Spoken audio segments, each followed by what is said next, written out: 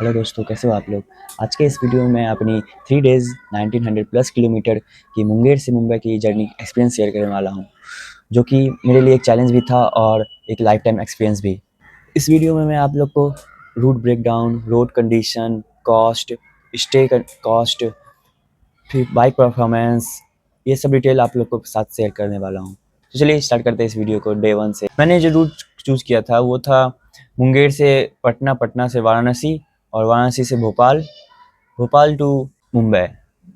तो डे 1 की जर्नी जो थी मेरी वो थी मुंगेर से वाराणसी की, जो कि टोटल 430 किलोमीटर की थी।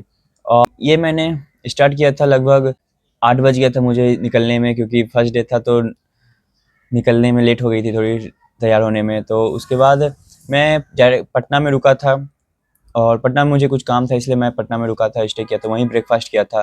पटना तक की रोड की बात करूँ तो पटना तक आपको कोई दिक्कत होने वाला नहीं है मुंगेर से अगर आप जा रहे हो तो। और पटना तक का रोड एकदम स्मूथ रोड है।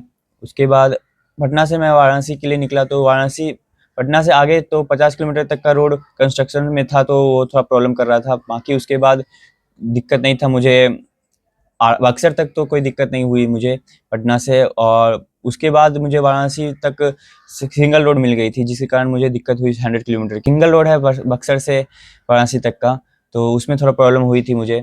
और रात को लगभग 10 बजे पहुंच गया था मैं वाराणसी। और उसके बाद थोड़ा मंदिर गया था मैं, काशी विश्वनाथ मंदिर। उसके बाद मैं आके होटल में रेस्ट किया। फिर बात करें डे 2 की, तो डे 2 हमने वाराणसी से भोपाल का रूट टारगेट किया था, जो कि 700 किलोमीटर का था टोटल।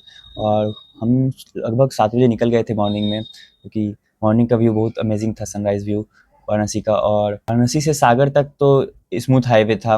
उसके बाद हमारी गाड़ी भी एक बार पंचर हो गई थी, रियर टायर, क्योंकि उसको बनवाने के बाद उसके बाद हमने लंच भी सागर के आगे ही किया था, जो कि मैंने बिरयानी खाई थी लंच में। और उसके बाद हम जब सागर से आगे बढ़े तो सागर से भोपाल तक का रोड सिंगल लेन था, इसमें ट्रैफिक भी बहुत था, जिसके कारण हमें लेट हो गई रात में पहुंचने में। लगभग 11 बज गया। वाराणसी के कंपेरिजन में होटल हमें ज़्यादा कंफर्टेबल मिला था भोपाल में, और हमने फिर रेस्ट किया होटल में। उसके बाद तो अब बात करते हैं डे 3 की।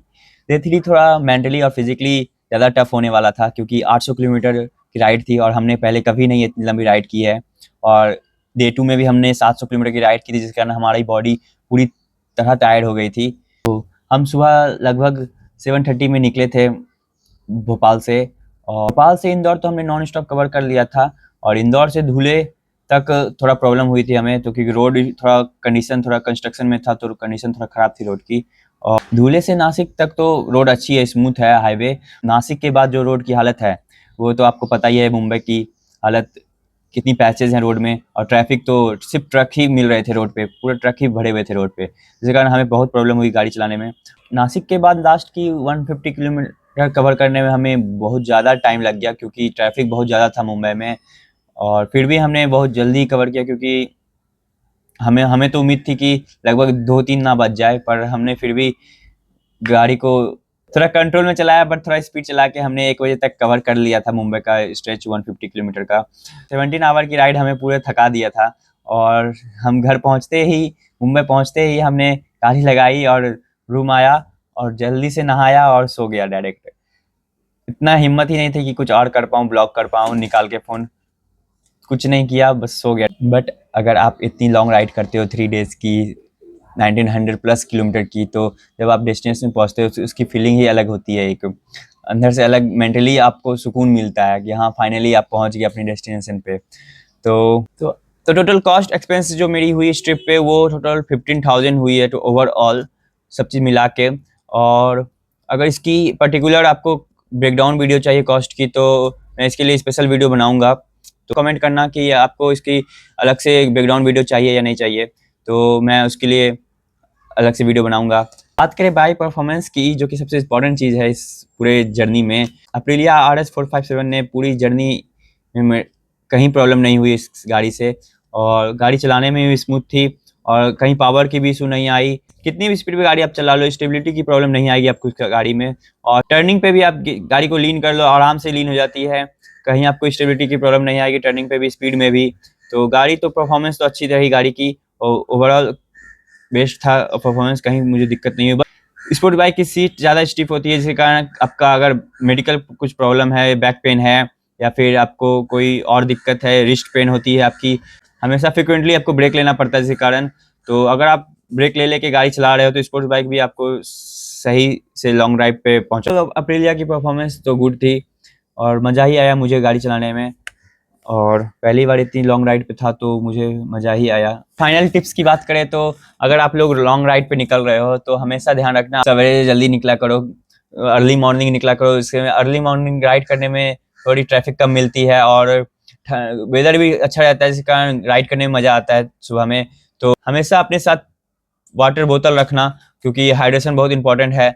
अगर आप पानी नहीं पियोगे रेगुलरली तो फिर दिक्कत होगी आपको राइड करने में, आप डिहाइड्रेट। और जब भी लंच और ब्रेकफास्ट किया करो तो लाइट ही किया करो, क्योंकि अगर लॉन्ग जर्नी में हैवी ब्रेकफास्ट करोगे या लंच करोगे तो नींद आती है राइड पे, जो कि बहुत डेंजरस चीज़ है। तो हमारे सामने में ही एक अल्टो पीछे से ऑयल टैंकर को जाके ठोक दी थी, तो इसीलिए बोल रहा हूँ डिनर और लंच मत किया करो, ताकि लाइट वेट ही किया करो ताकि नींद ना आए और हमेशा अपने साथ बाइक की बेसिक टूल रखना, जैसे चेन लीव रखना, रिंच रखना, बेसिक टूल रख सकते हो जिससे आपको कहीं जरूरत पड़ी तो। और टायर इन्फ्लेटर हमेशा अपने साथ रखना, क्योंकि हवा कभी भी गाड़ी पंचर हो जाती है कहीं भी लॉन्ग राइड में, और हवा का प्रेशर चेक करते रहना जरूरी है। अगर लॉन्ग राइड में कहीं हवा निकल तो नहीं रही है, लीक तो नहीं हो रही है, तो इसी कारण एयर इन्फ्लेटर जरूर रखना अपने साथ। चेन ल्यूब और चेन क्लीनर भी अपने साथ हमेशा रखना। हर 400 किलोमीटर पे चेन ल्यूब करते रहना, अगर पॉसिबल है तो चेन क्लीन भी कर सकते हो हर 400 किलोमीटर पे।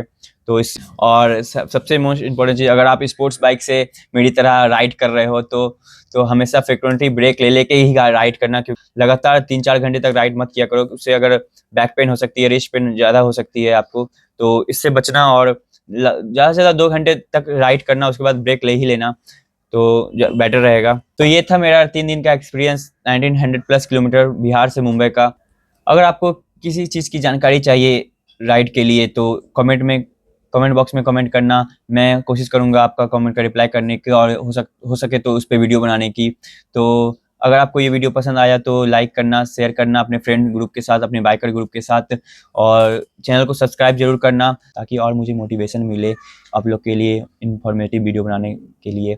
तो तब तक के लिए take care, bye bye, enjoy your life.